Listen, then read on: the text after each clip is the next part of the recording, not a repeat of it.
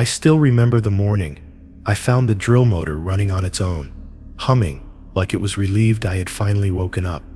And that was the moment I realized I should have listened to the 11 rules they warned me about. The others on the rig joked that the rules were tradition, but when I accidentally broke one during my first week, something shifted in the machinery around me. I kept telling myself it was just exhaustion, until the alarms began behaving like they were choosing when to speak. I didn't understand what the rules were protecting us from back then, but the night the engine bay lights turned toward me like watching eyes, I finally learned why the last rule matters most. I kept replaying that morning in my mind as I walked back into the engine bay, reminding myself of Rule 1: never approach a machine that is already running when no one turned it on, even though I still didn't fully understand why it mattered so much. The hook had already sunk deep into my nerves, because that drill motor hadn't just been active, it had been moving like it was aware of me. I tried convincing myself it was a delayed ignition or a faulty relay, but the timing felt too deliberate to ignore. The air in the bay carried that faint metallic taste again, the same one that always showed up before something changed in the machinery, and I felt the hairs on my arms rise, as if the room itself were waiting for me to make a mistake. The layout of the engine bay always seemed straightforward during training, but that day the aisles felt narrower, like the walls had shifted in subtle ways I couldn't measure. I walked past the lubrication console slowly, half expecting one of the gauges to angle itself toward me the way it had the night before, though I had convinced myself the shadows were playing tricks. My boots brushed the grated flooring, each step quieter than I intended, as though the metal beneath me had started absorbing the vibration. I caught myself whispering, "Stay focused, just follow routine," even though routine had stopped meaning anything the moment I realized certain machines liked choosing their own schedule. The diesel generator in the far corner had always had a slow, predictable rhythm, but now its steady rise and fall felt purposeful, like it was regulating its breath. I paused near the control panel, watching the frequency needle shift 1 point higher than usual, then dip below its normal resting place. It wasn't supposed to fluctuate like that unless someone adjusted the load, and I was alone. I leaned in slightly, careful not to get too close, wondering if the system was malfunctioning internally, or if something else was influencing it. The thought made my stomach tighten as I remembered the crew chief's warning. If something starts running on its own, you leave it alone. Even the rig's lights seemed dimmer than usual, as if the entire bay were reacting to my presence. A few days earlier, I would have brushed that dull glow off as a power distribution issue, but now it felt like the darkness was spreading purposefully. I could hear faint vibrations moving through the floor, not rhythmic like normal machinery, but uneven and deliberate, as though a pulse traveled beneath my boots. I resisted the urge to step back, because stepping back made it feel like I was acknowledging something was wrong, and once you acknowledge something out here, it has a way of acknowledging you back. When I reached the diagnostics console, I tapped the side to wake the display, but it illuminated before my hand touched it. The screen loaded instantly, showing an activity log I hadn't requested, the timestamp shifting in real time, as though the system wanted me to see what it was doing. The motor that activated itself earlier appeared with an entry marked manual start, despite no one being assigned to that sector at the time. I felt a cold weight spread across my shoulders as I muttered, "That's not possible," but the console seemed almost amused, the cursor blinking like it was waiting for me to argue further. I checked the maintenance logs next, scrolling through lines I recognized, and a few I didn't, some referencing departments we didn't even have on this rig. One entry mentioned response cycles, something I had never seen in any manual, accompanied by an access code no one on the crew used. The more I read, the more the log began to feel like it wasn't written by a human operator, but by the system itself. My hand hovered over the shutdown command, though the idea of interacting directly with the console made something twist in my gut, as if the machine was daring me to try. I turned when I felt a shift in airflow behind me. It wasn't the usual current from the ventilation system. It was warmer and slightly uneven, like someone standing too close. The temperature around me seemed to rise just enough to make sweat gather at the back of my neck, and I resisted the urge to look over my shoulder. I knew if I saw nothing, it would make the sensation worse, because at least seeing someone would give the feeling a source. Instead, I took a slow breath and told myself, "You're just tired," even though exhaustion couldn't explain the way the lights dimmed when I whispered. When I finally forced myself to turn, the aisle behind me stretched longer than it had a few seconds ago. I blinked, thinking I was imagining it, but the orientation of the equipment felt subtly rearranged, like someone had pulled each machine an inch farther apart. The metal rungs on the ladder to the upper catwalk appeared shinier, though no one had polished them overnight. I stepped forward cautiously, watching how the shadows adjusted to my movement, not lagging behind the way shadows normally do, but moving with a kind of precision, as though they were aligning themselves intentionally. I headed toward the auxiliary panel, hoping to find something in its readouts that would make sense of the earlier activation, but when I reached it, the screen was already active, displaying a diagnostic menu I hadn't touched.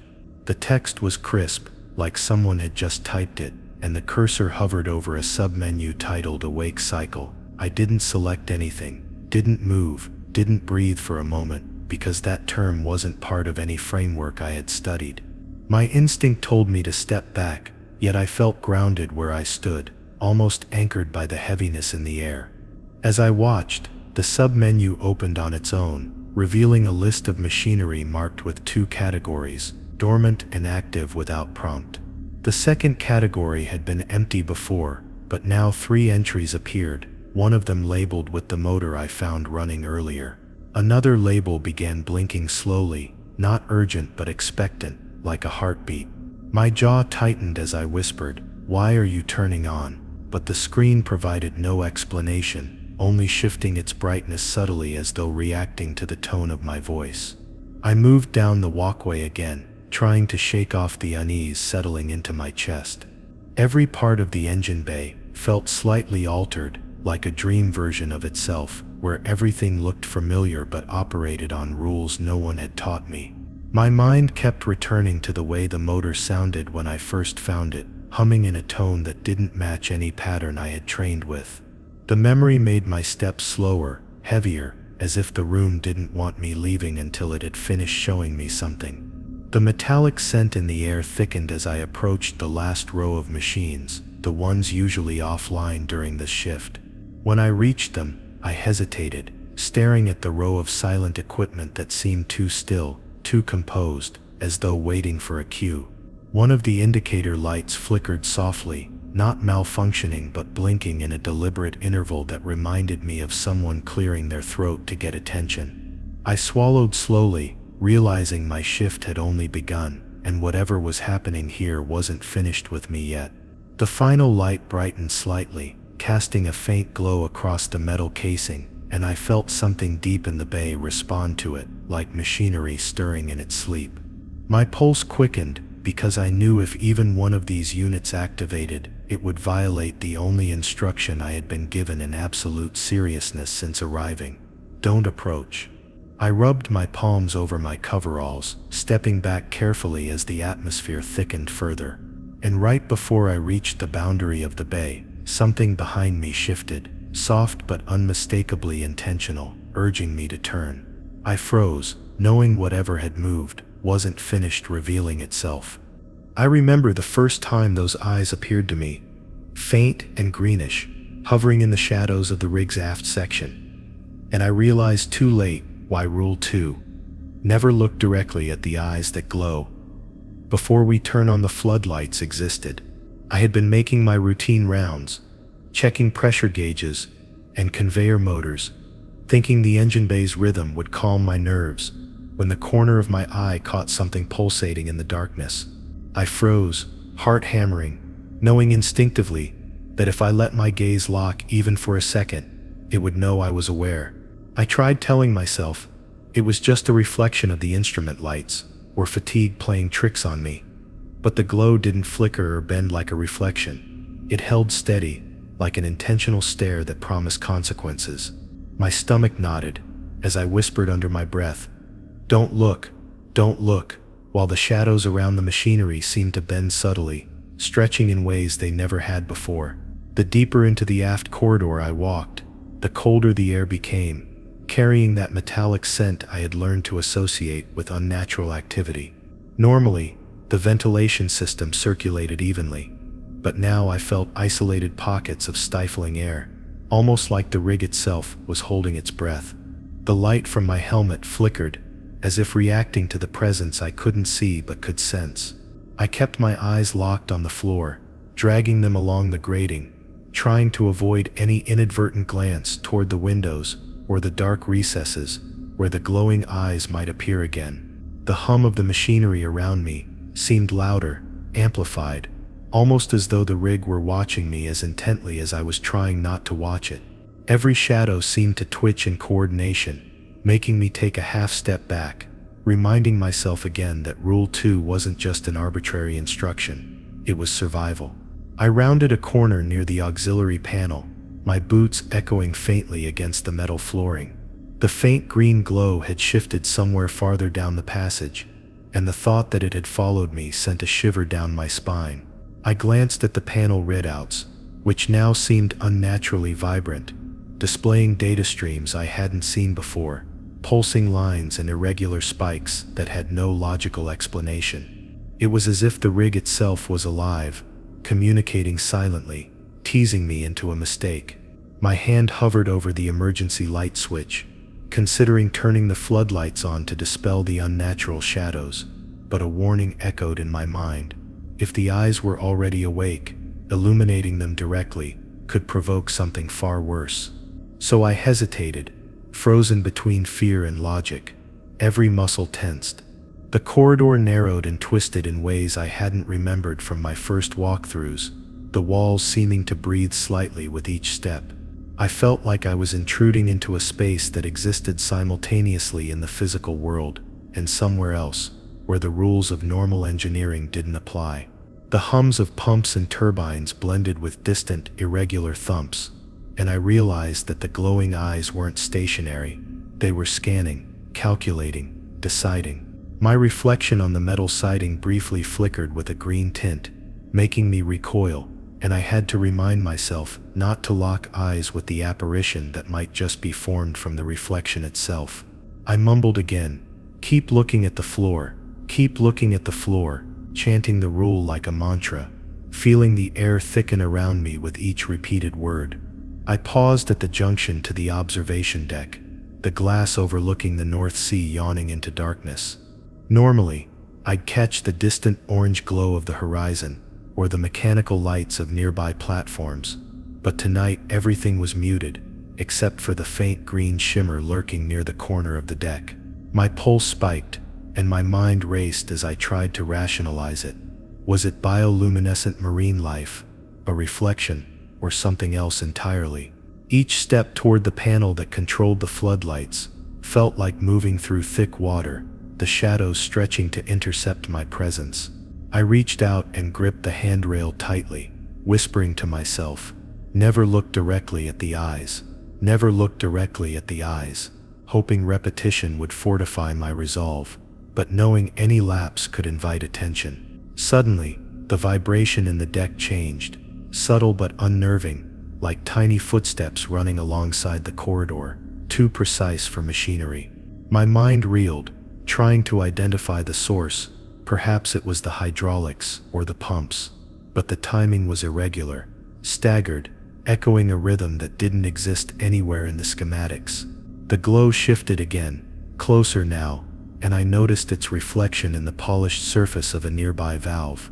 I froze, resisting the impulse to glance fully, and in that heartbeat of hesitation, the rig seemed to exhale. I felt its weight pressing on me, forcing my shoulders down, compelling my focus to the floor, and the rule I had memorized in a panic. Rule 2. Never look directly at the eyes that glow before we turn on the floodlights. I crept past the observation junction, sliding my gaze across the floor plates, and noticed that the flicker of green had multiplied into subtle, almost imperceptible pulses along the side walls. They were faint, enough to trigger the fight or flight instinct, without giving clarity, and I understood then that I wasn't dealing with ordinary light. The rig itself seemed to accommodate the glow, molding shadows around it to maximize effect.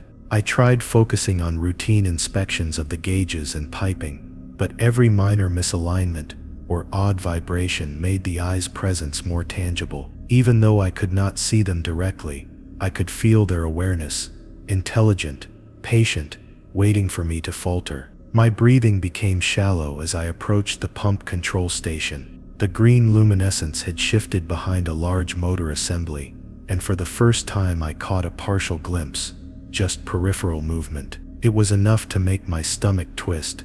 My instincts screamed at me to look, to confirm, but I remembered the rule and fought the urge. I whispered under my breath, look away, gripping the edge of the station. Each time I exhaled, the glow pulsed slightly in response, like it sensed my recognition. My hands were slick with sweat, and the vibrations beneath my boots felt synchronized with the flickers, giving the impression that the rig and the eyes were operating as one entity. I edged toward the floodlight control panel, hoping for some authority over the illumination, but the system was already partially online.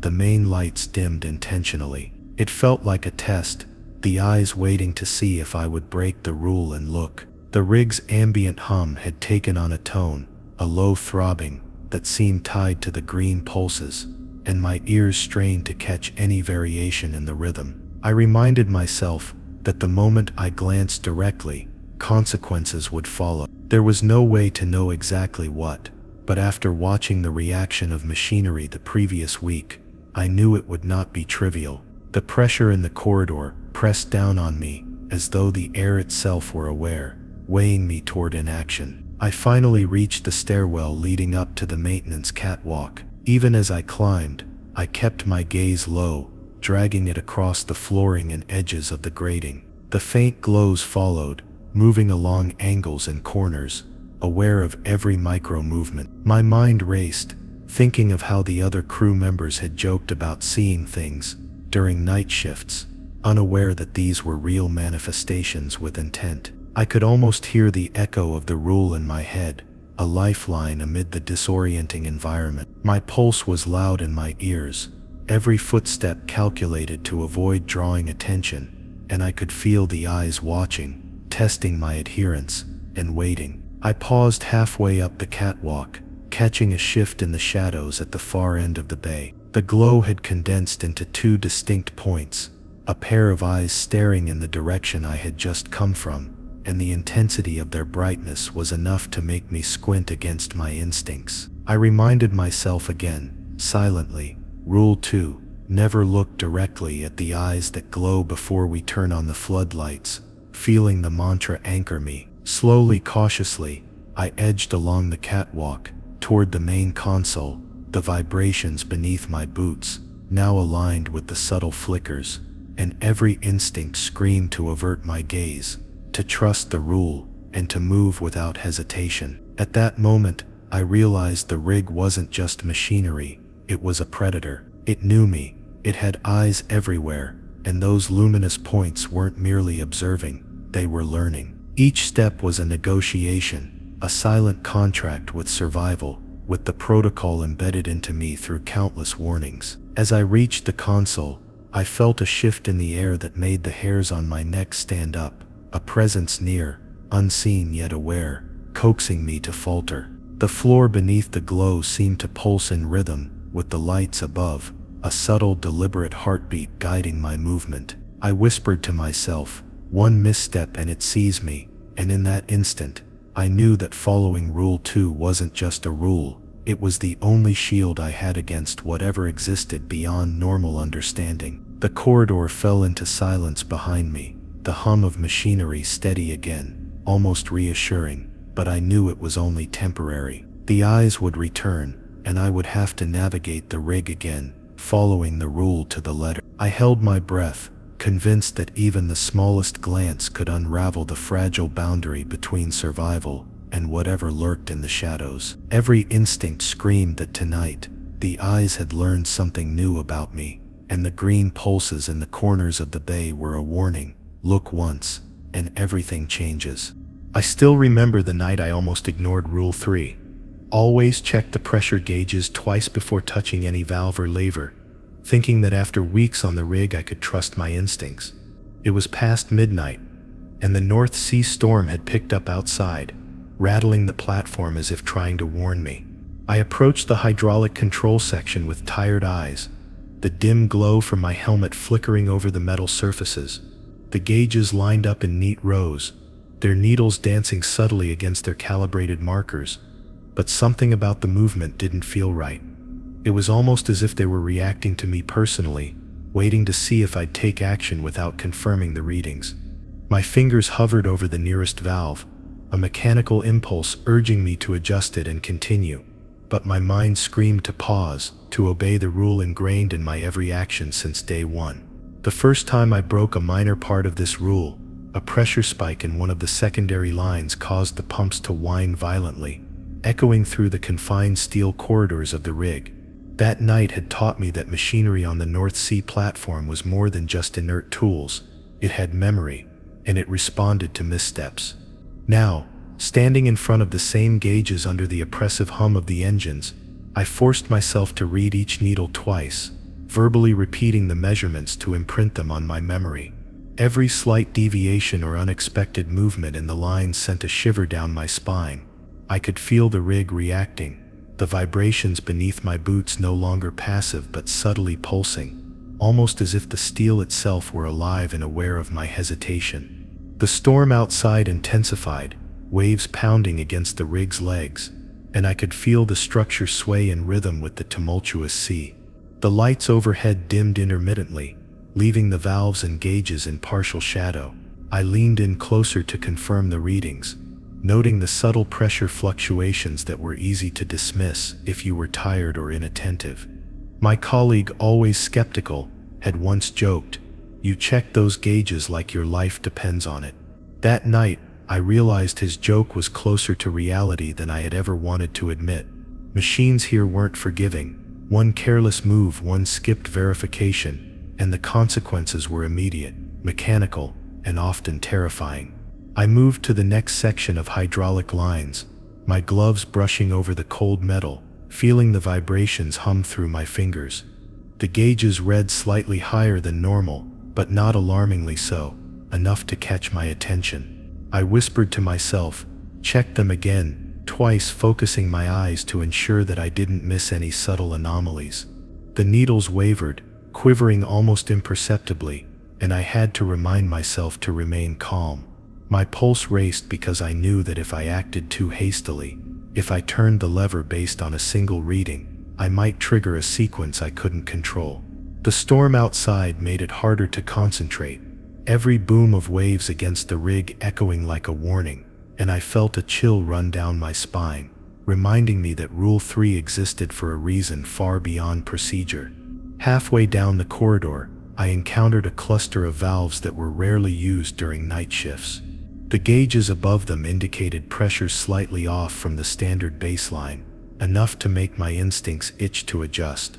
But I remembered the rule, always check twice. I leaned over to verify each needle against the manual, comparing it to my mental map of normal readings. My mind started racing through what could happen if I misjudged. Ruptured lines, flooding, machinery feeding on mechanical errors like some sort of predator. I gritted my teeth, forcing my hands to remain still until I had confirmed every reading twice. The tension in my shoulders building as though the rig itself were holding me accountable. A sudden flicker from a nearby floodlight made me flinch, my peripheral vision catching the slightest shadow behind a panel. I froze and reminded myself not to let distraction override the rule. My ears strained to distinguish between the storm outside and the subtle vibrations running through the metal flooring, each shift of the rig amplifying the potential for catastrophe. I whispered the readings aloud again, counting each one as I verified the needle positions, noting the subtle differences I hadn't observed on my first check. The rig seemed to breathe with me, each pulse of pressure echoing like a heartbeat in the steel corridors. The farther I moved along the hydraulic lines, the more I noticed how sensitive the gauges had become. Even slight adjustments, or the mere presence of a hand near the controls, seemed to affect the readings. I found myself pausing mid-step, forcing my mind to slow, reminding myself that Rule 3 wasn't just about procedure, it was about survival. Any lapse, any failure to confirm, could awaken reactions I wasn't prepared to handle. The machinery had memory, and mistakes were recorded in its subtle behaviors, like tiny warnings waiting for the next careless hand. As I approached the main control hub, I realized the storm's vibrations had shifted the baseline readings ever so slightly, enough to make a single glance misleading. I took a deep breath and checked every gauge again, noting inconsistencies, confirming alignment, ensuring that every pressure valve would respond predictably. My hands moved deliberately, touching levers only after verification, each adjustment cautious and controlled. Somewhere in the back of my mind, I heard my own voice repeating the mantra, check twice, check twice, check twice, embedding the rule into muscle memory as the rig seemed to acknowledge my adherence with subtle vibrations beneath my feet. The storm outside reached its peak, winds rattling the external grating and waves pounding against the rig's legs. I felt every motion transmitted through the floor into my boots, the machinery responding in real time to these forces. Each gauge I verified sent tiny vibrations along the pipes, almost imperceptible to an untrained hand, but clear as day to anyone who had learned the lesson of Rule 3. One misjudged movement could unbalance the hydraulics, trigger a cascade of pressure changes, and possibly awaken something deep within the rig that I could neither see nor control. My chest tightened as I realized how delicate the balance truly was. Finally, after painstakingly checking each valve twice, I allowed myself a moment to exhale. The rig seemed to settle with a quiet hum, the storm outside still raging but no longer threatening to disrupt the delicate internal pressures. I knew I had survived this round, not because of luck, but because I had obeyed the rule exactly as it was meant to be followed. Any deviation could have resulted in catastrophic consequences, machinery that seemed alive enough to punish mistakes, and a reminder that each rule on the rig wasn't arbitrary, it was a lifeline. Even as I moved back to the observation deck, I felt the residual tension in my shoulders, the adrenaline in my veins refusing to dissipate. Every sound, every vibration, every shadow seemed amplified, each a potential signal from the rig's consciousness testing my obedience. I reminded myself one last time that Rule 3, always check the pressure gauges twice before touching any valve or lever, wasn't just a guideline, it was the boundary between control and chaos. One wrong touch, one skipped check, and I might never see another sunrise over the North Sea. And even as I settled into my temporary reprieve, I knew the storm, the rig, and the machinery's hidden awareness would test me again, demanding vigilance for as long as I remained on this unforgiving platform. I remember the moment I first realized the weight of Rule 4. Never ignore a warning light, even if the alarm isn't sounding, while walking past the secondary control panels late at night. The storm outside hammering against the rig, like some warning I could barely interpret. The corridor was dimly lit, and each shadow seemed heavier than the last, almost clinging to my boots as I moved slowly along the metal grating. A faint red flicker in the corner of my vision caught my attention, subtle enough that I could have dismissed it as a reflection of my helmet light. But instinctively, I froze, staring just long enough to register the pulse and know this wasn't ordinary equipment behavior. My hands hovered near the panel, unwilling to touch anything without double-checking, because I had learned that even the smallest mistake could escalate within seconds. The rig's hum was steady, yet somehow sinister, and I could feel every vibration traveling up my legs, as if the platform itself were watching my hesitation. The storm outside intensified, shaking the rig's steel legs, and every window rattled with each powerful wave. I edged closer to the panel, forcing myself to take deliberate, cautious steps while keeping my gaze fixed on the warning light. It was the type of red that wasn't alarming at first, almost polite, like it wanted to test whether I would follow the rule. I thought about my colleague, Jensen, who had once waved off similar warnings, insisting that the system was just finicky tonight. That was before he spent 3 hours in the engine bay, while an unnoticed pressure spike nearly ruptured the main hydraulic line. The memory tightened my chest as I repeated to myself that the lights weren't optional. They were directives, embedded into survival for anyone who dared walk the corridors at night. I leaned in closer to the display, careful not to breathe too heavily, trying to discern whether the indicator was genuine or some illusion brought on by exhaustion. The needle that tracked fluid levels quivered in subtle rhythm, aligning with the faint pulse of the red warning light, and I realized the rig itself seemed aware that I was observing it. It was almost mocking my hesitation, the mechanical equivalent of a predator circling prey while testing instinctual reactions. I swallowed hard, recalling that previous shifts had taught me not to ignore even the tiniest flicker.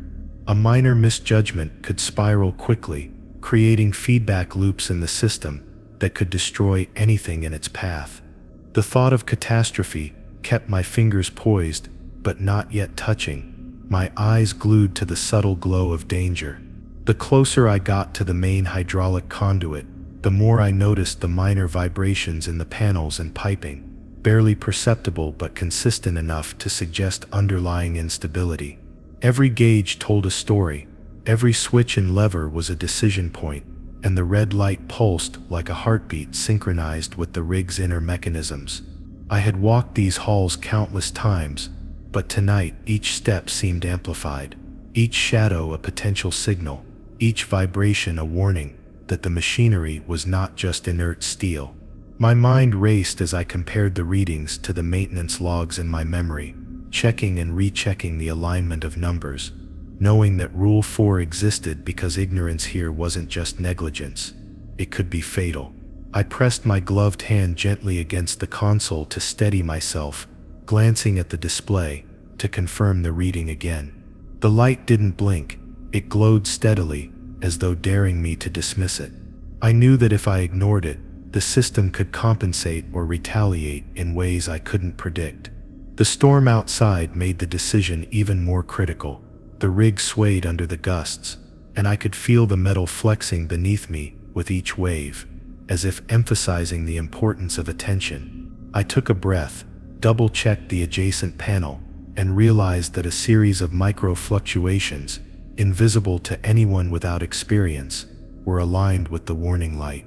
These subtle variations told me what the alarm could not, that the rig was alive in its own sense and had noticed my hesitation. Step by step, I navigated to the next cluster of controls, my eyes flicking constantly to the glowing red dot, confirming that each subsystem remained stable.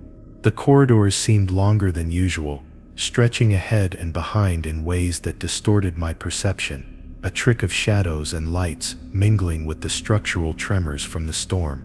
I paused, feeling a draft brush past the back of my neck, as though some unseen presence had moved alongside me. I whispered under my breath, reminding myself that Rule 4 wasn't just about lights or indicators. It was about acknowledging that the rig itself had awareness, and that ignoring these signs was equivalent to defiance.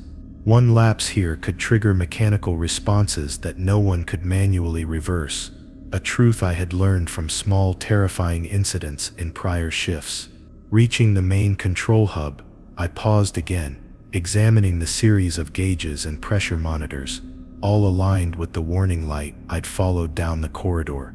The hum of engines intensified as the storm's wind beat against the rig's exterior, sending low-frequency vibrations through the deck plates.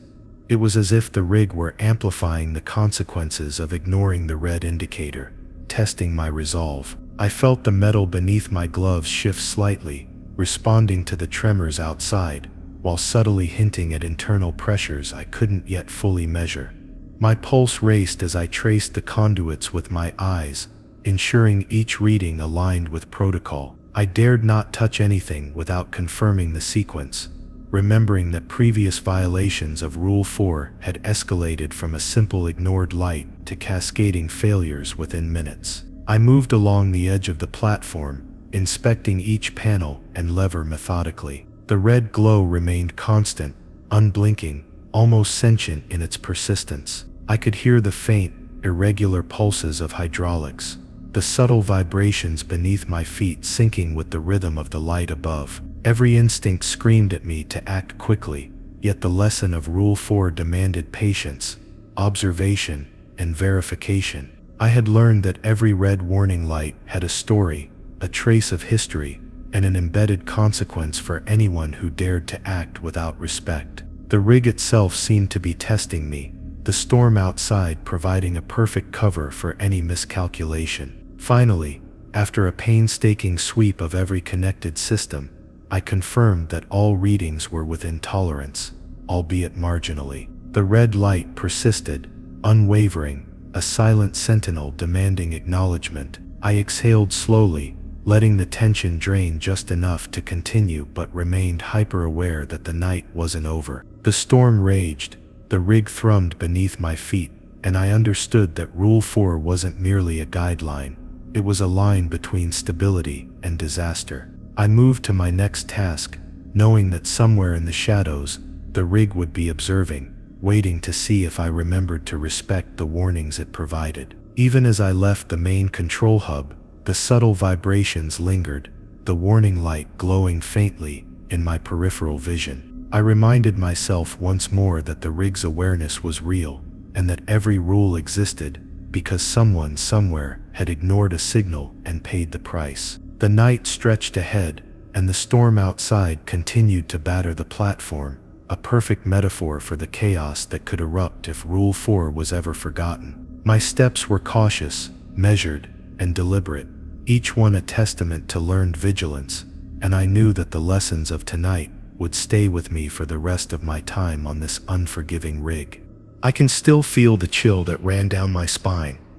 The first night I realized Rule 5, always lock the safety hatches before entering any active machinery area, wasn't just protocol, it was survival. The North Sea storm had reached its peak, the rig shuddering with every wave, and I had to make my way to the engine bay to inspect an unusually high vibration reading. Normally, hatches clicked open and closed with ease, but tonight they felt heavier, almost resistant, as if the rig itself were testing me. I paused at the first hatch, my fingers trembling as I secured the latch, knowing that even a slight mistake could leave me exposed to the moving machinery beyond. The faint hum of the motors seemed to grow louder, almost anticipating my movements, and I realized how critical the rule was in preventing catastrophic accidents. Stepping through the hatch, I felt the metallic floor shift slightly beneath me, the vibrations intensifying as the machinery responded to my presence.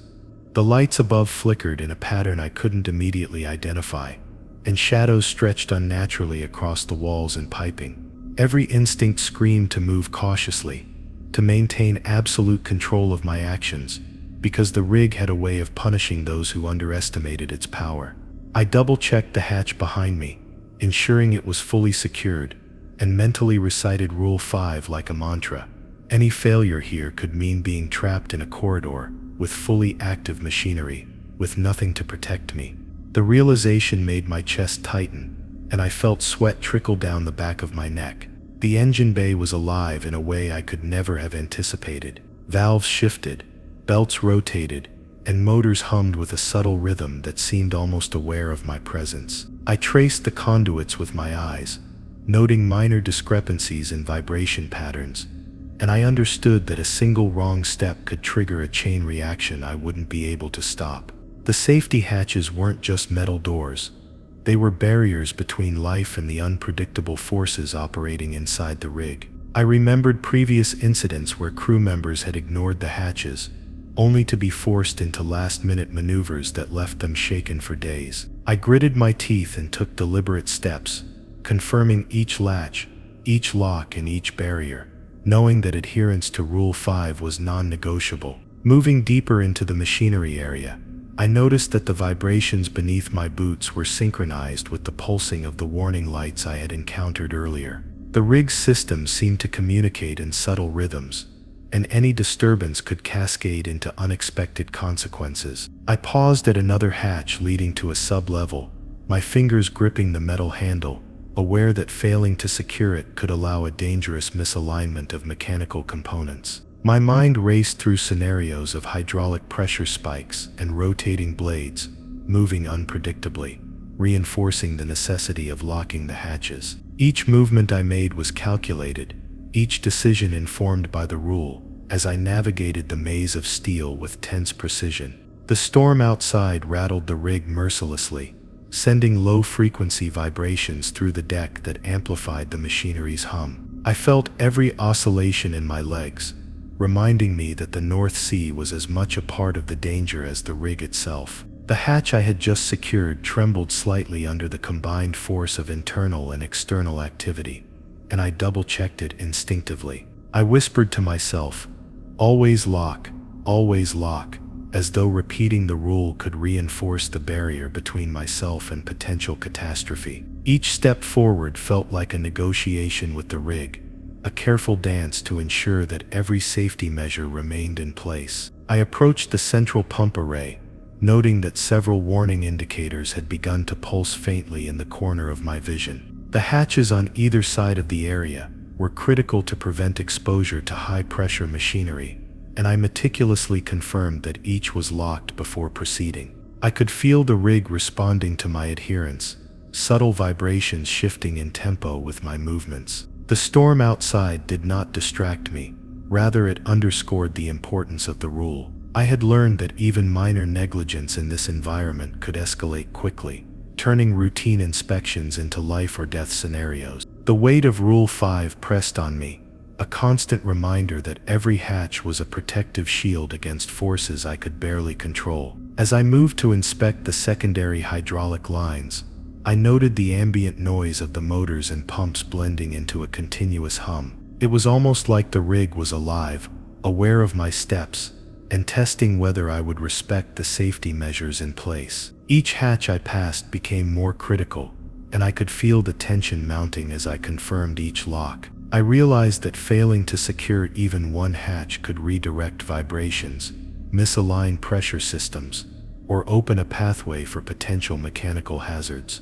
My hands shook slightly as I fastened another latch, fully aware that my survival depended on obeying Rule 5 without compromise. I continued along the catwalks, the confined steel corridors amplifying every mechanical vibration and creak. The storm outside rattled the external plates, creating a dissonant echo that made the rig feel even more alive. I paused at another hatch leading to a maintenance area I rarely visited, fingers tracing the handle to ensure it was fully secured. The warning lights flickered faintly, synchronizing with the hum of the machinery, and I understood that any misstep here could ripple through the rig's systems. The hatches were not just physical barriers, they were checkpoints of vigilance, marking whether I had respected the balance of forces operating around me. The rig seemed to acknowledge my caution, the vibrations softening slightly as I confirmed the lock, a subtle reward for meticulous adherence.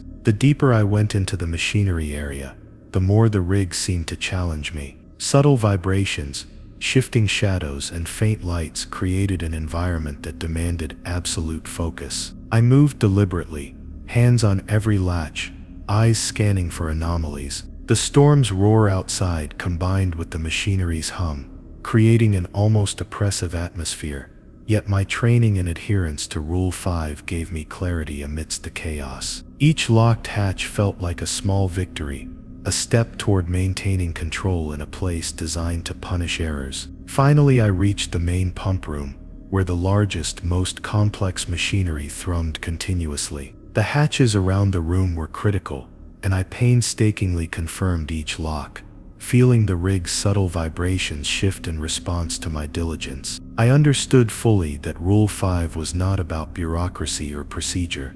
It was a line between order and disaster, a literal shield against the unpredictable forces of the rig. Every hatch secured was a negotiation with the machinery, a testament to the delicate balance of life and work on this platform. As I moved to complete the final inspections, I could feel the rig settling slightly under my awareness, acknowledging that the safety measures were respected, for now. Even as I exited the machinery area, the echo of the locks and the hum of the rig stayed with me. The storm raged outside, a reminder of the relentless environment surrounding us. The safety hatches I had secured were more than doors, they were lifelines. I knew that Rule 5 had kept me alive tonight, just as it had countless times before, and that neglecting it even once could bring consequences far beyond repair. Each step back toward the living quarters was cautious, deliberate, and reverent, knowing that the rig would continue to test vigilance,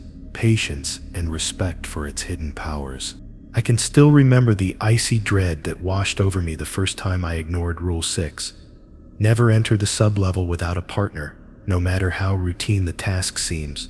It was late, the rig swaying violently with the North Sea storm, and a minor hydraulic adjustment needed attention below the main deck.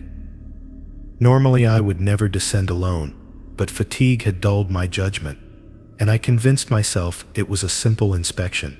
The metal stairs groaned beneath my boots as I descended, every vibration echoing in the confined space like a whispered warning. Shadows twisted unnaturally around the pipes and conduits, and I felt the unmistakable weight of the rig's awareness pressing down. I reminded myself again, had I brought a partner, they would have been a second set of eyes, a witness to any anomalies. But tonight, I was alone. The sub-level was darker than usual, the floodlights flickering faintly, and the hum of machinery reverberated through the steel walls. Each step seemed louder than the last, echoing off the walls and amplifying my own heartbeat.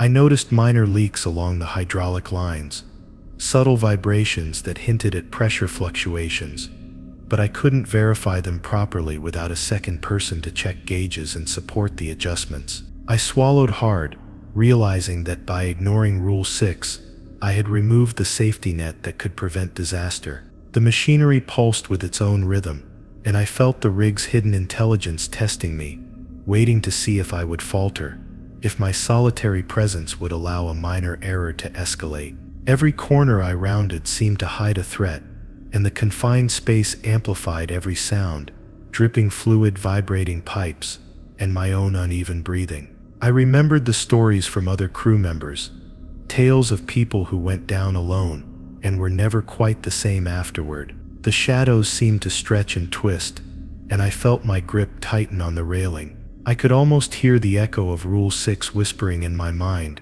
a lifeline I had ignored. Every instinct screamed at me to return to the main deck, to get someone to accompany me, but pride and urgency had blinded me. I forced myself to proceed, hoping I could finish quickly before anything catastrophic occurred. As I reached the main conduit, the faint hum of the motors grew louder, resonating through the metal floor. I noticed subtle movements in the shadows, shapes that seemed to shift when I wasn't looking directly at them. My flashlight trembled in my hand, the beam cutting through darkness that felt almost alive. I realized that being alone made every anomaly more dangerous. There was no one to notice the faint pressure changes, no one to warn me of potential hazards. The thought made my stomach churn. Rule 6 was meant not only for practical safety, but to prevent isolation, which the rig seemed to exploit, magnifying fear and mistakes in solitary workers. I descended further, noticing that the lights along the sub-level flickered more erratically the deeper I went.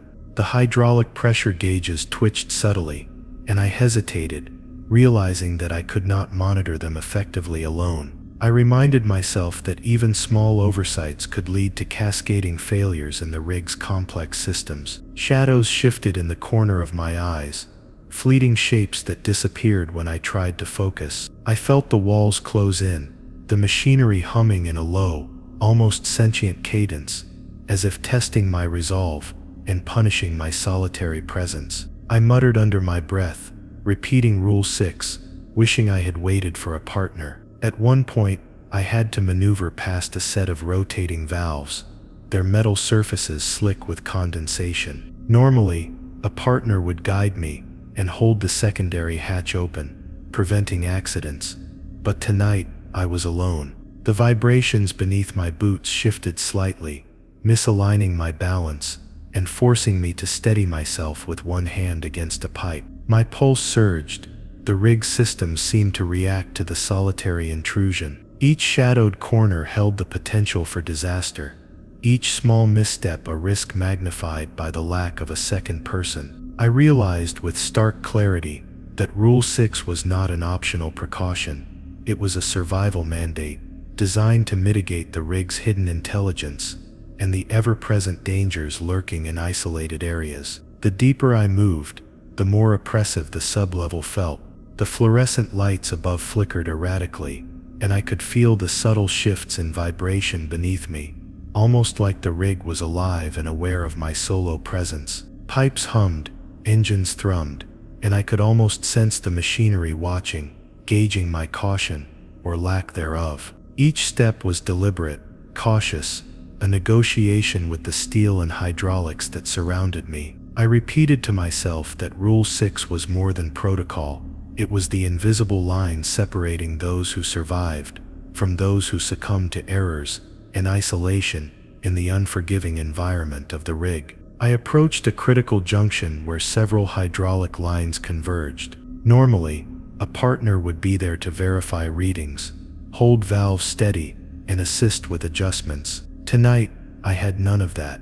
The lights flickered as if mocking my solitary endeavor, shadows crawling along the walls in impossible ways. I double-checked each gauge, confirming readings I knew could shift at any moment. Every movement required perfect precision, but the rig's hidden intelligence seemed to anticipate my every step. One wrong adjustment, one missed anomaly, and the consequences could cascade uncontrollably. I shivered, wishing for the reassurance of a partner, and fully realizing the silent power of Rule 6. Finally, after meticulously navigating the sub-level and completing the inspection, I began my ascent back to the main deck. Every vibration, every shadow, every pulse of machinery felt amplified, as if the rig were punishing my earlier hubris. I felt a cold sweat on my neck and back, my muscles tense from hours of solitary vigilance. The storm outside continued its relentless assault,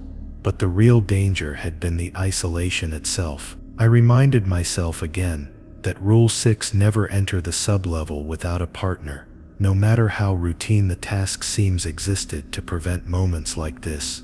Moments where even the smallest misstep could turn lethal. Exiting the sublevel, I breathed heavily, feeling the rig settle, as though acknowledging my survival, but warning me not to repeat the mistake. The corridors seemed quieter now, but the shadows still lingered, a subtle reminder that the machinery had memory and awareness. I promised myself I would never again descend alone, fully understanding the gravity of ignoring Rule 6. The rig had tested me, and I had survived, but only barely.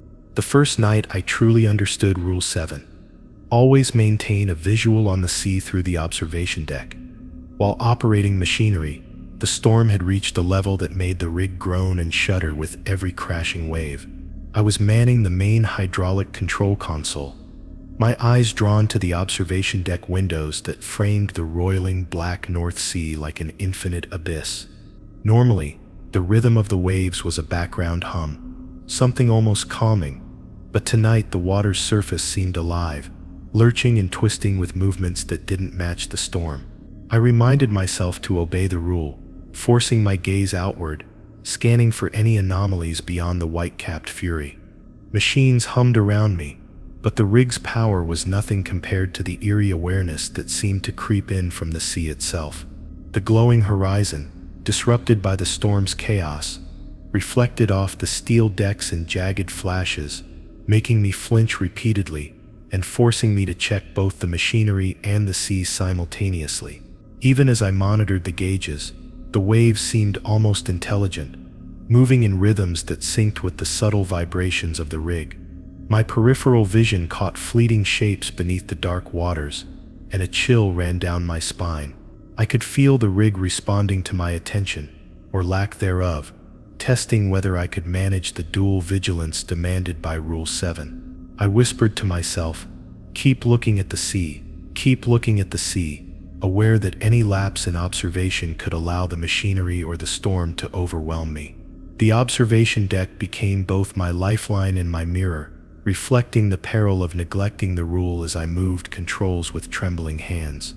A sudden shift in the waves sent spray across the reinforced glass, misting the observation windows and forcing me to wipe my visor quickly. Beneath the storm, the dark ocean seemed almost tangible, pressing against the rig with the weight of a living entity. I adjusted levers, monitoring hydraulic lines, while my eyes darted to the sea, ensuring I did not miss any subtle anomalies, floating debris, unnatural reflections, or shadows beneath the waves. I understood that the North Sea was not just a backdrop. It was an active participant in the rig's ecosystem, one that could turn deadly if left unchecked. Rule 7 existed because the hazards weren't always internal. Sometimes the threat came from below, and failing to observe the sea could be catastrophic. I moved to the secondary control panels near the observation deck, the machinery's hum harmonizing with the distant crashing of waves.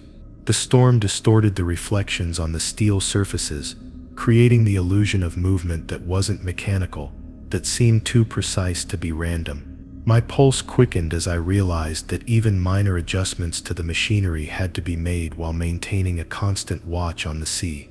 The rig itself seemed to react, small vibrations and shifts matching the motion outside, almost as if the platform was alive, calculating whether I could handle the simultaneous vigilance.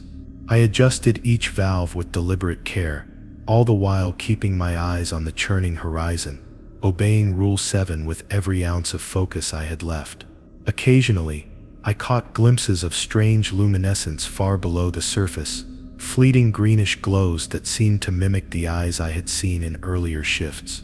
My stomach twisted at the realization that these were not mere reflections or marine life. They were something else, something watching me as intensely as I watched the rig and the sea.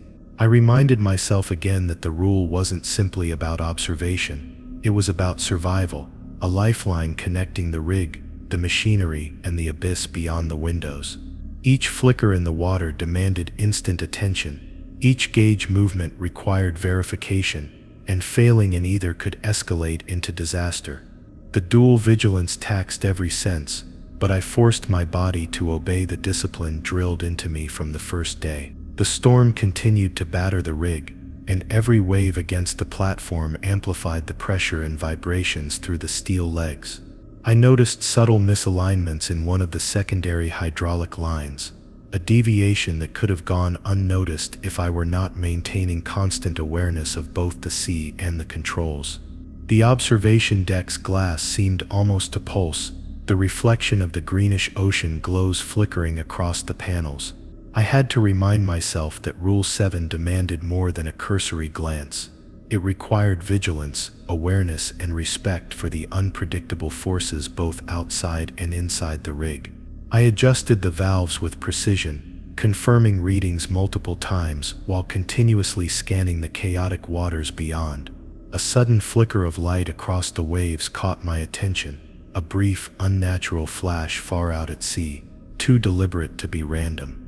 My hands froze mid-adjustment, and my pulse shot up as I debated whether it was just lightning or something more sinister beneath the waves. I forced myself to breathe, to double-check the hydraulic readings while maintaining full attention on the horizon. Even the slightest lapse could allow the rig systems to destabilize or worse, leave me blind to a hazard lurking in the stormy expanse. Rule 7 reminded me that the sea wasn't a passive observer. It was a participant, alive with danger that demanded both respect and constant monitoring. The machinery around me responded subtly to each movement I made, humming in harmony with the storm outside. The vibration through the metal floor beneath my boots felt synchronized with the waves, almost alive, as though the rig itself were mimicking the sea to test my attention. I adjusted each gauge carefully, eyes flicking toward the horizon every few seconds, noting anomalies in the water's movement or strange flashes beneath the surface. Even routine operations required the heightened awareness mandated by Rule 7, a rule that I realized existed because the rig and the North Sea were partners in danger, each amplifying the threat if ignored. By the time I had completed the primary inspection, the storm was relentless, waves slamming against the platform with terrifying force. My vision shifted constantly between the machinery and the horizon, noting every detail: the pulsing warning lights, the irregular vibrations, and the occasional strange shimmer in the depths below. I could feel my muscles tense, every nerve ending engaged, aware that a lapse could be disastrous. The rig seemed to exhale, a low vibration that reverberated through the deck, acknowledging my obedience but reminding me of the constant vigilance required.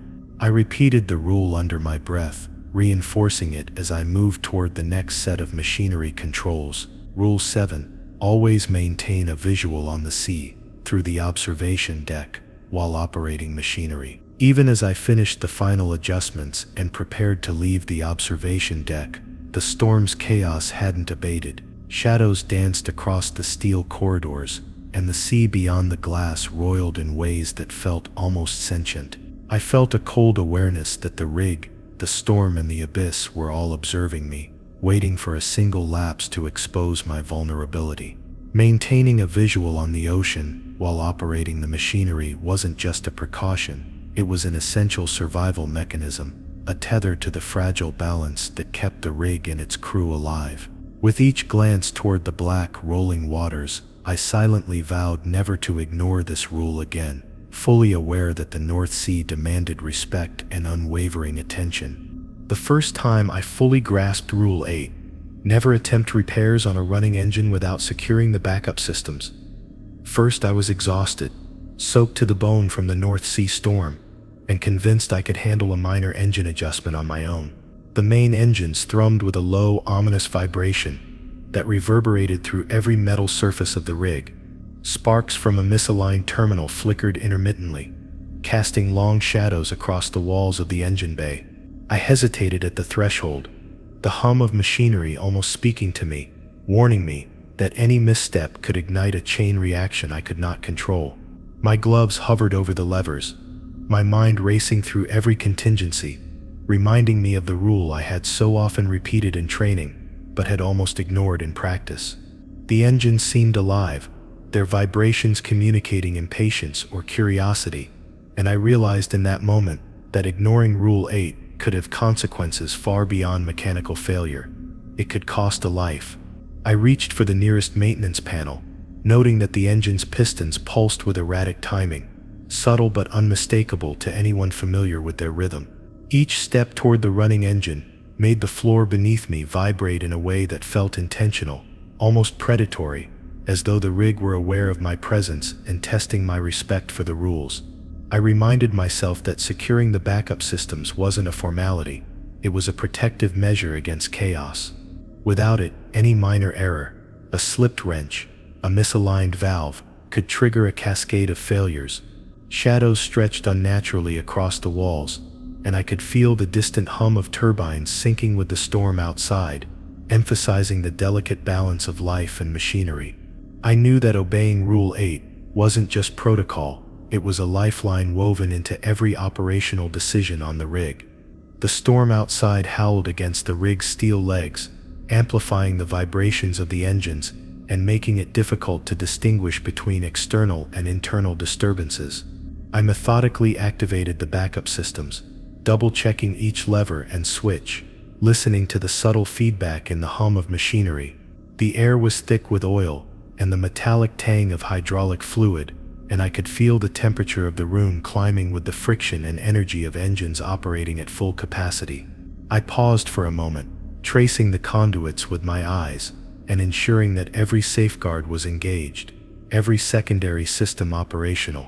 Only then did I approach the engine itself, hands poised but cautious, aware that Rule 8 demanded absolute obedience and precision. As I worked, adjusting the alignment of a worn gear, I noticed the floor vibrate more intensely beneath me, the pistons thrumming in response to my movements. The backup systems I had engaged seemed to stabilize the engine just enough to prevent catastrophic failure, but the rig was alive in ways I couldn't fully explain. Shadows danced across the walls in synchronization with the machinery, and I felt an almost sentient awareness from the steel itself. I reminded myself constantly that ignoring Rule 8 had consequences that went beyond simple mechanical damage. The rig had a memory and a rhythm, and any interference without proper precautions could awaken destructive feedback loops. Each movement required careful deliberation, each adjustment confirmed twice as I navigated the confined humming space. Halfway through the repair, a sudden misalignment in one of the pistons caused a minor jolt, sending a spray of heated oil across the floor.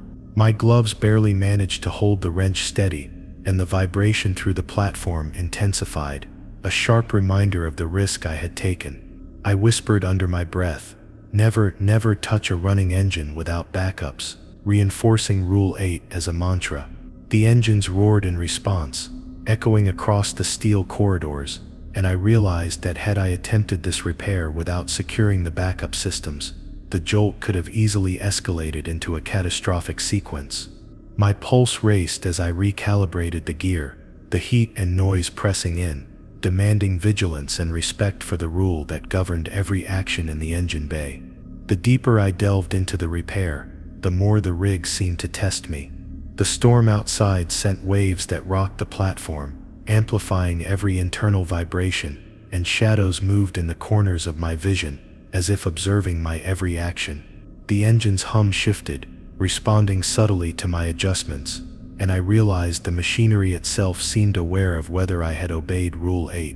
One wrong touch could have set off a chain of events I couldn't contain. Each second required focused attention, eyes darting between gauges, levers, and the pistons themselves, confirming every detail. I reminded myself again of the rule's importance, feeling the weight of past mistakes and near misses pressing down on my shoulders. Every adjustment had to be precise. Even the smallest misalignment could amplify into mechanical chaos if the backup systems weren't fully secured. I could feel the rig breathing beneath me, the vibration syncing with my heartbeat as if measuring my respect for its rules.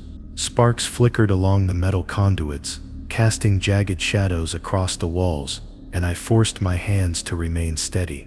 The engines thrummed like a predator, waiting to strike, and the realization that Rule 8 existed not just to prevent accidents, but to maintain the fragile balance between life and death, pressed heavily on me. I double-checked every safeguard, every secondary mechanism, knowing the rig would remember any lapse in judgment. By the time I finished the repair, sweat pouring down my face, my hands cramped from maintaining a steady grip, I realized how easily I could have caused disaster. The backup system stabilized the engine, preventing a runaway sequence that could have destroyed the machinery and put everyone on the rig at risk. I stepped back, taking a deep breath, and allowed myself a moment to observe the room. The hum of the engines felt less threatening, almost satisfied, as if acknowledging my obedience to Rule 8. Yet even as I prepared to leave, I knew the rig and its storm-tossed environment would continue to test my vigilance. Exiting the engine bay, the wind howled against the rig, rain pelting the observation windows, and the distant waves slammed the steel legs with relentless force. I knew that Rule 8 had kept me alive tonight, just as it had countless times before, and that a single lapse, one ignored step or unchecked backup system, could have resulted in catastrophic consequences. I walked slowly back toward the main deck, every vibration, every shadow, every creak of metal reminding me that obedience to the rules wasn't optional. The rig had tested me again, and I had survived, but only because I respected the law embedded in Rule 8, a law that balanced life against the relentless mechanical and natural forces of the North Sea. The first time I truly felt the weight of Rule 9. Never ignore the temperature gauges, no matter how minor the fluctuation seems. It was in the dead of night, and the storm outside was relentless, hammering the rig with waves that made the entire platform shudder. I was in the engine bay again, tracing the heat lines with my gloved hands while the machinery thrummed beneath me, each vibration a reminder of how close we always were to disaster. A faint rise in one of the main conduits caught my attention, almost imperceptible, but I knew better than to dismiss it. I leaned closer to the gauges, squinting through the dim lights, realizing that even minor deviations could spiral into catastrophic failures if left unchecked. The rig seemed to pulse with the storm's rhythm, the vibrations syncing with my pulse as if reminding me that every reading was a matter of life or death.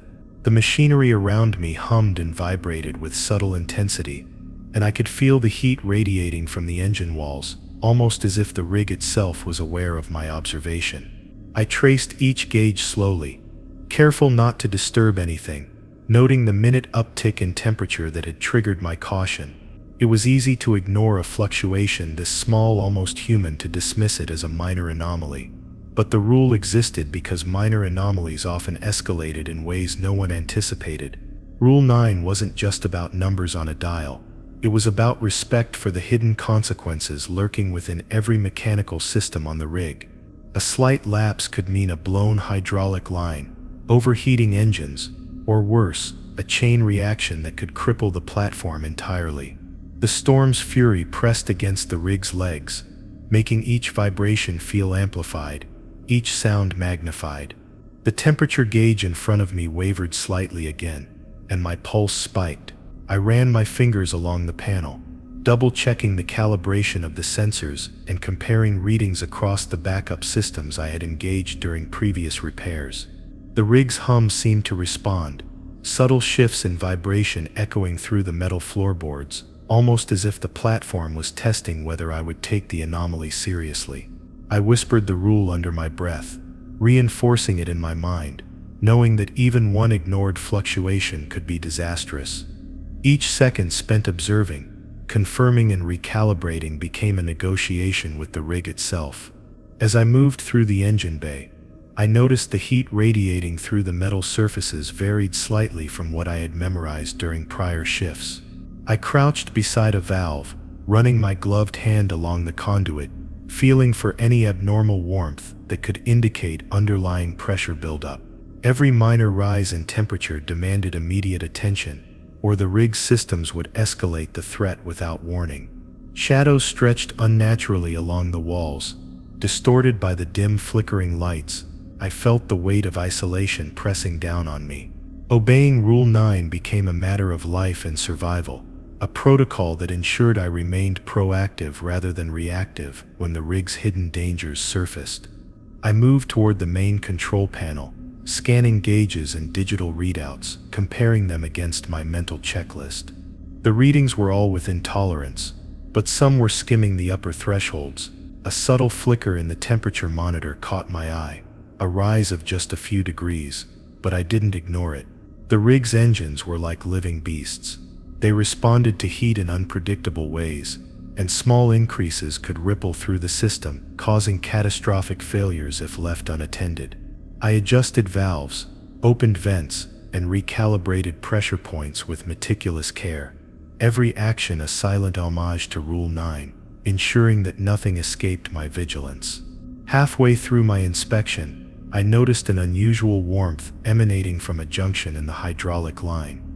The increase was minor, almost negligible, but I knew better than to trust my instincts alone. Ignoring this small anomaly could have resulted in a rapid thermal spike, putting the surrounding machinery at risk. I double-checked each connected sensor, traced the conduits along their entire length, and monitored the backup cooling systems to ensure they were functioning optimally. The rig's hum intensified, responding to the storm outside and my movements within the bay, as if the machinery itself were aware of my focus, or lack thereof. Every small fluctuation mattered, and Rule 9 had saved countless shifts from disaster. The storm outside sent vibrations through the steel deck that amplified the sensation of rising temperatures, making it difficult to distinguish natural mechanical warmth from potential malfunctions. I paused at the observation point near the main engines, comparing readings between multiple gauges, and felt the weight of the rule pressing down like the storm itself. Shadows stretched across the metal walls in ways that seemed almost deliberate, shifting with the flickering lights, and I felt a chill that had nothing to do with the North Sea wind. The rig seemed alive, testing my adherence to Rule 9, waiting to see if I would remain meticulous or let fatigue compromise my judgment. Moving deeper into the engine bay, I noticed small irregularities in the temperature across the main conduits. They weren't alarming on their own, but the rig had a way of amplifying minor issues into major threats if ignored. I adjusted valves, monitored pressure, and activated cooling redundancies with precision, every step reinforcing the importance of the rule. The vibration through the floors beneath me pulsed in sync with the storm outside, reminding me that the rig's systems were interconnected, and one small deviation could cascade unpredictably. I reminded myself constantly that Rule 9 existed because the rig was alive in its own mechanical way, and neglect could awaken consequences beyond human control. By the time I completed the full inspection, sweat poured down my back, and my gloves were slick from handling the warm metal. Each gauge had been accounted for, every minor rise observed, and all backup systems confirmed operational. The storm continued its relentless assault on the rig, waves slamming against the legs, but inside, I felt a measure of control. I understood that Rule 9 was more than a precaution. It was a safeguard that demanded vigilance, patience, and respect for the machinery's hidden intelligence. Every shift I survived because of this rule reinforced the lesson: minor anomalies are often harbingers of disaster, and ignoring them is a gamble no one aboard the rig could afford. Exiting the engine bay, I paused at the observation deck, glancing out at the dark, violent waves of the North Sea. The machinery's hum felt steadier now, synchronized with the storm, almost as if acknowledging my careful adherence to Rule 9. I realized that the balance between survival and catastrophe depended not on luck but on discipline, on recognizing every minor deviation, acting before disaster struck, and respecting the rig's subtle cues. As the storm raged, I took a deep breath, promising myself that I would never again underestimate the importance of monitoring even the smallest fluctuation. The lesson was clear: obeying Rule 9 meant respecting the rig's life, the storm's power, and my own fragile mortality. The first night I fully realized the danger embedded in Rule 10. Never disconnect any power source without informing the control room. First, the rig was swaying violently under the relentless assault of the North Sea storm. I was in the middle of a routine maintenance check on the secondary generator, my gloves slick with oil and sweat, and a nagging thought told me that if I just isolated the power quickly, I could save a few minutes and finish before the next wave hit. Normally, no one would even think of bypassing protocol, but fatigue and urgency clouded judgment, and I considered it. The room was alive with humming machinery, vibrating floors, and flickering lights that made the shadows dance unnaturally along the metal walls. Every instinct screamed at me that this was precisely the situation Rule 10 existed to prevent. I swallowed hard, realizing that a single misstep could trigger cascading failures in multiple systems I couldn't immediately control. The generator's panel glowed faintly in the dim light, each indicator flickering with the rhythm of the storm outside. I reached toward the main disconnect switch, the hum of energy running through the conduits under my fingers almost tangible. My heart pounded as I hesitated, the realization of my vulnerability setting in. If I cut the power without notifying the control room, I would be blind to what systems were affected elsewhere, and a single neglected line could overload, creating sparks, fire, or mechanical failure. The rig's hum intensified in response to my hesitation, almost as if it were aware of my internal struggle. I reminded myself that Rule 10 was non-negotiable, and the consequences of ignoring it extended beyond personal risk. They could endanger everyone aboard the platform. I stepped back from the switch, taking a deep breath, and moved to the communication panel. The storm's roar made the intercom crackle, but I managed to alert the control room of the planned disconnect. Every second felt exaggerated, the machinery's hum louder, shadows flickering like specters over my arms and the floor.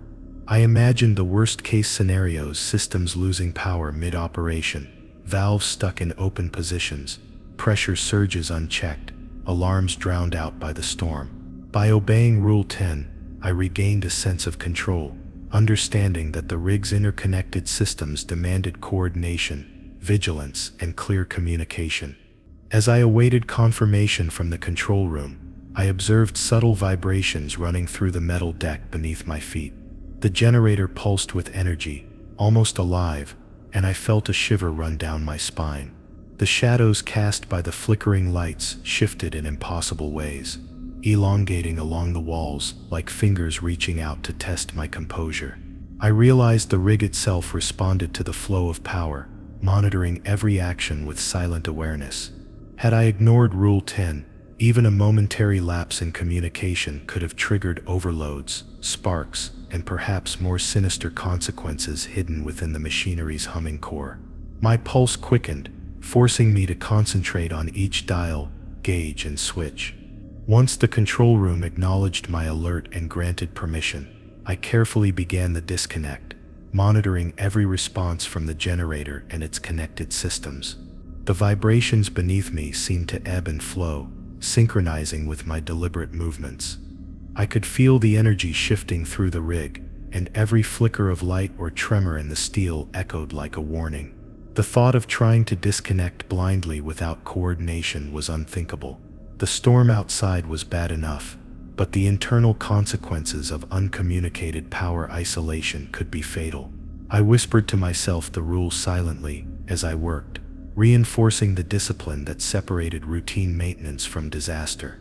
Halfway through the procedure, a minor surge ran through one of the backup lines, a quiver in the metal conduits that made my fingers tighten on the switch.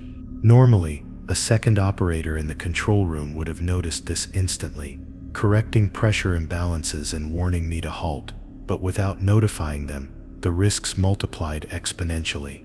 I could feel the rig's awareness of my caution, or lack thereof, and it pressed down on me like a physical force, the storm outside seeming to amplify its presence. Each adjustment, each flick of a switch, demanded absolute precision, because the machinery had a memory of errors, and ignoring Rule 10 would have made me a conduit for disaster. The lights flickered as the disconnect progressed, the hum of energy shifting slightly as if alive, testing my concentration. Every vibration, every metallic echo reminded me that the rig had no tolerance for negligence. I double-checked every system affected by the disconnection, eyes darting from gauges to alarms to the observation of the storm outside. One missed indicator could result in overheating, pressure surges, or cascading electrical failure that no single engineer could contain alone. My hands shook slightly, but I forced myself to move methodically, honoring Rule 10 with every motion.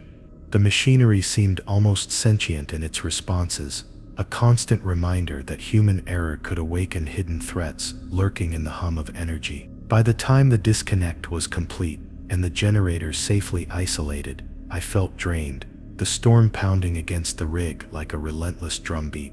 The control room confirmed that all systems had stabilized and that no cascading errors occurred, a rare reassurance in the midst of chaos. I realized fully how precarious my position had been, and how ignoring Rule 10 could have turned routine maintenance into catastrophe. The rig's vibrations settled slightly, a subtle acknowledgement that the procedure had been done correctly. Shadows lingered in the corners, flickering as if observing, reminding me that the machinery, storm, and isolation were constant tests of discipline, awareness, and respect. Even as I walked away from the generator, the weight of the storm and the hum of the rig followed me. I glanced over my shoulder at the machinery, feeling the energy lines beneath the floorboards pulse faintly in rhythm with my heartbeat. I knew that obeying Rule 10 had saved me from unseen consequences, and the rule's importance extended far beyond my personal survival. The North Sea roared outside, lightning reflecting off the steel decks, but inside, I had reinforced a vital boundary that separated safety from disaster.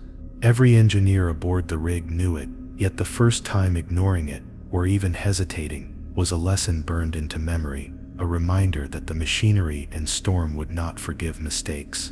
Leaving the engine bay, I took a long look at the control room, where operators monitored the rig's heartbeat. The intercom crackled again, confirming the system's stability, and I felt a reluctant relief. I had survived, not because of luck, but because I had adhered to Rule 10, respecting the machinery, the storm, and the unseen forces that governed both. As I moved toward the observation deck to watch the waves batter the rig, I realized that each rule was more than a guideline. It was a lifeline, a tether to survival in a place that had no mercy for complacency. The storm's fury raged on, but for now, I had survived another test. The first time I realized the full weight of Rule 11. Never leave the control room unattended. When multiple systems are running simultaneously, I was exhausted, drenched from hours of North Sea storms battering the rig, and mentally frayed from continuous vigilance. The control room hummed like a living organism, panels blinking with life, alarms quietly pulsing, and screens displaying metrics I could barely keep up with. Each system depended on the other, a delicate choreography of hydraulic pressure, engine output, power distribution, and temperature regulation. A single misstep, a lapse in observation, could cascade into disaster faster than any wave outside. I remembered the warnings drilled into us from day one, the tales of engineers who thought a quick break wouldn't matter, and who never returned the same. I gritted my teeth, gripping the edge of the console, and reminded myself that this rule wasn't about laziness. It was about survival. The storm outside raged with relentless intensity, waves hammering the rig's steel legs and sending vibrations through the floor that reverberated into every corner of the control room. The machinery pulsed in response, almost sentient, synchronizing its vibrations with the natural chaos beyond the windows. I watched multiple screens simultaneously, switching between power grids, engine output, and hydraulic pressure, aware that even a second of inattentiveness could trigger an uncontrollable chain reaction. Shadows danced across the walls, distorted by flickering fluorescent lights, and I felt the rig itself monitoring my focus, gauging my ability to maintain vigilance. Rule 11 was etched into my mind as I leaned closer to the panels, ensuring that no screen was left unchecked. Halfway through the night, a subtle fluctuation in the secondary engine's output caught my eye. It was minor, almost negligible, but in the context of multiple systems running at once, it demanded immediate attention. I moved swiftly, adjusting valves, recalibrating sensors, and cross-referencing power readings, fully aware that leaving the control room to investigate physically could have been disastrous. The rig's hum seemed to rise in intensity, as if the machinery itself was testing me, challenging my adherence to Rule 11. Each lever I adjusted, each dial I monitored, reinforced the necessity of constant supervision. Any lapse could cascade unpredictably, and in the isolation of the North Sea, help would not arrive quickly enough. I could feel the tension in my shoulders, muscles taut from hours of remaining seated, eyes darting between consoles and observation windows. Every indicator had to be monitored: pressure spikes, engine load, electrical fluctuations, temperature anomalies. The rig's system seemed to sense my fatigue, subtly shifting vibrations, flickering lights, and irregular hums that amplified the psychological strain. I whispered the rule under my breath, as if saying it aloud would anchor me against exhaustion. Rule 11. Never leave the control room unattended when multiple systems are running simultaneously. The reminder wasn't just protocol, it was a lifeline, a tether to stability in a complex, interconnected mechanical ecosystem that could turn deadly in an instant. Suddenly, the auxiliary power grid indicated a slight overload. My hands froze for a moment, then moved deliberately across the controls, rerouting energy flows and stabilizing the system. The rig's vibrations intensified, almost like a heartbeat pounding against my chest, reminding me of the storm outside and the fragility of life inside. Had I left the control room unattended for even a minute, this surge could have triggered a cascade of overheating engines, hydraulic failures, and electrical sparks that would ignite in the metal corridors. Obeying Rule 11 wasn't about rules for the sake of rules. It was the thin line separating order from chaos, survival from disaster. I adjusted the last switch, confirming the system's stability, and allowed myself a breath I didn't realize I'd been holding. Hours passed like this, the rig alive with the storm's rhythm, each system humming in tension, my eyes scanning constantly for anomalies. I felt the strain in my vision, the ache in my hands, the fatigue pressing against every nerve, but I refused to leave. Outside, the waves slammed the rig like an unrelenting drum, but inside, the danger was no less real. Each system, each gauge, each flickering light demanded attention, and I knew that even a small lapse could set off consequences that would escalate faster than any storm surge. Rule 11 had been drilled into me, not as a suggestion, but as a survival imperative. Leaving the control room, even for a moment, was inviting disaster. By early morning, I had stabilized all running systems, checked and double-checked every gauge, and monitored the storm's effect on the rig's stability. My body ached, my eyes burned, but I felt a grim satisfaction. Adherence to Rule 11 had kept the platform from catastrophe. The storm was easing slightly, and the rig's hum was steady, synchronized with calmer waves outside. I leaned back in my chair, allowing myself a moment to process the night, knowing that the lessons embedded in this rule extended beyond the machinery. It was about respect for the fragility of life, the intelligence of the rig, and the unforgiving power of the North Sea. As I finally left the control room, stretching cramped muscles and glancing at the calm, dark horizon, the weight of all 11 rules pressed on me.